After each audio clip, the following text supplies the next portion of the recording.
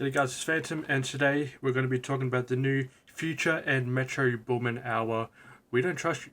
Now, Future is an artist.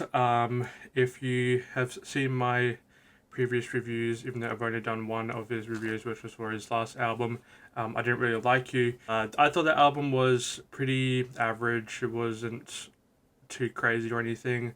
By Future standards, probably his weakest album. And this album with Metro Boomin, I believe it is their second collab album. See some crazy production and Future bringing his bag again. He is proving himself that he is here to stay for quite a few more years, because at this point he is in his 40s, I think. I am a fan of Future. I'm just a bit disappointed when he doesn't drop the greatest and he doesn't prove himself that much. But on his when he was previously on a Metro album, he was on like 3 songs or something, and he didn't really impress me all that much on either one of those songs. Even Superhero, I still think that song is kind of overrated. On this album, he is bringing some chill vibes, some pretty hype vibes as well, and some pretty crazy features as well. So let's go through the track list, give my thoughts on them, give my positives and negatives with the album. Obviously, a positive is the production of Metro Boomin. He proves himself again that he is one of the greatest producers working today, and one of the I believe he is the best hip hop producer working today. And you know, seeing him seeing them releasing another album, I believe next month, I am very excited. I hope it is better than this one. I'm not saying this is bad or anything, but I just want some more of them because I need to be blown away. Yeah, let's just talk about this album. With the starting track, we kind of get a feel of what this album is going to be like, which you would want in a intro. It is very chill. The production, of course, is crazy. My only issue with the song is the 40-second intro, which, I mean, it's intro track, so what do you really expect? Then we're going to Young Metro, also saying that this album has crazy transitions between tracks. I'm just going to point that out there, just in case I forget. Track number 2, Young Metro. Again, another chill track with crazy production. We hear The Weeknd, who was a surprise feature. When this came out, all the features were hidden, which I love, by the way. I love being surprised.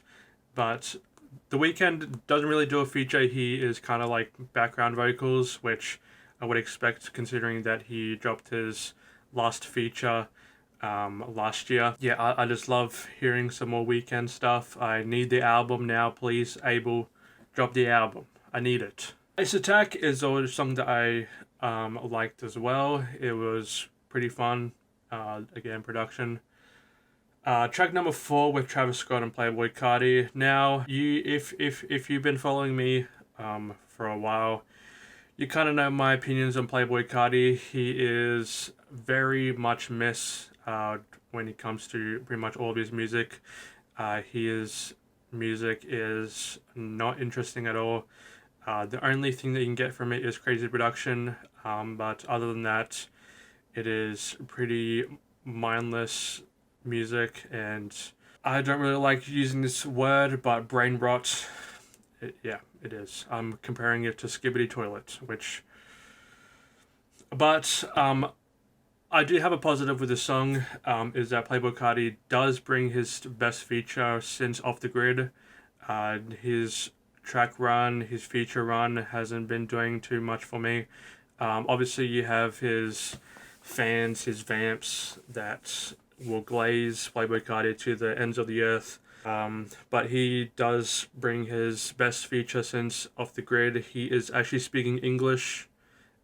His deep voice actually makes sense.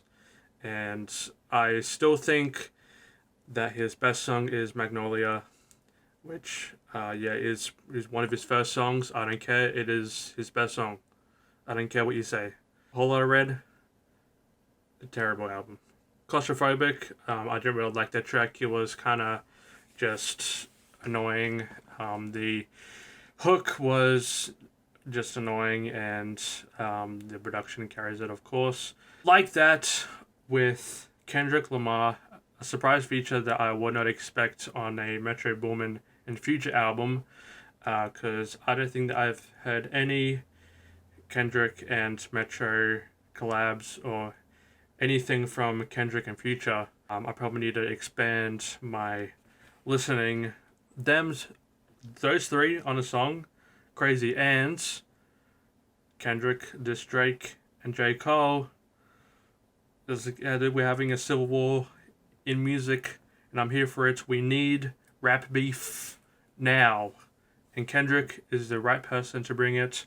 I'm on Kendrick's side, of course. He is my favorite rapper, my favorite artist, my favorite rapper. He is miles ahead of Drake and Cole, and he will wrap circles around both of them. The only competition that he has with either of them is J. Cole, because his rapping ability is very, very top notch as well. Kendrick, we will have to see how Drake and Cole responds, because I don't know how it's gonna go. All I know is that Kendrick is gonna come on top, of course. And then the next two tracks, Lyman and Magic One, wasn't too crazy for me. I didn't really like those songs at all. Cinderella with Travis Scott, that was a great feature.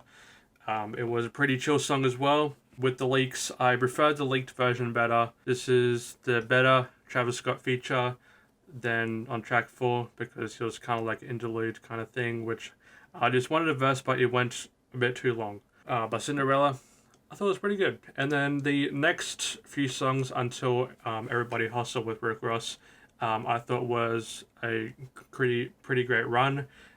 We had a 5-track run with some bangers, which I was very happy with. And then the last few songs wasn't all that. But overall, We Don't Trust You for Metro Boomin and Future. It was kind of a mixed bag. I wasn't really expecting that much from them anyway, considering that Future's last album didn't blow me away. But Metro Boomin on the production, all the way through, he just brings his bag, and he is always bringing great transitions, great samples as well. Like that, we have that Eazy-E sample 3 times now, and this is one of the better ones. Positives that I have is the chill vibe. You get that from Future. He's a very chill artist. He can get hype, which you have some of that on this album. But I just want the second album to be hype instead of just chill, because it would probably be better. And the flow from Future all the way through, he flows effortlessly, even though sometimes it is kind of like you're getting kind of bored. I can tell he doesn't really seem interested in some of the songs, which I don't think he isn't interested. And the negatives that I have is some of the songs are a bit too long. The average song is 3 minutes 40 or something like that. Yeah, we don't really need long songs. The longest song is almost 5 minutes, and we don't need that. Yeah, some of the flows and some of the lyrics on some of the songs weren't all that. Overall, this album was pretty good. It's kind of overhyped. People are saying that it is the best album of this year so far. No, I've had better ones.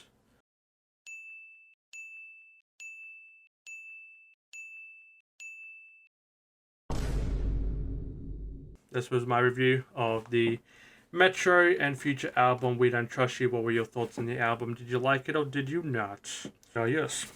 Have a good one.